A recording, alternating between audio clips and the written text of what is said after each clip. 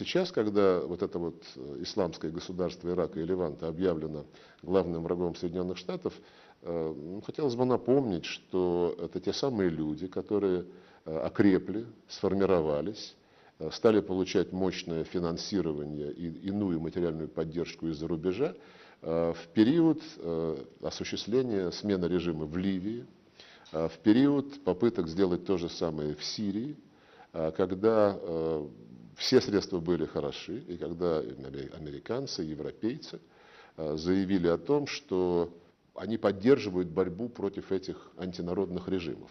А когда мы привлекали их внимание к тому, что на стороне противников режима воюют в большом количестве экстремисты и террористы, ну, по сути, нам отвечали, что это пройдет. Вот свергнут режим, потом мы с этими будем разбираться.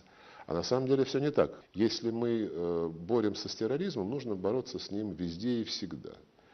А делить террористов на хороших, потому что они помогают свергнуть лидера, который тебе не нравится вот лично, хотя он избран и легитимен, и возглавляет страну члена ООН, значит, тогда можно на это закрыть глаза.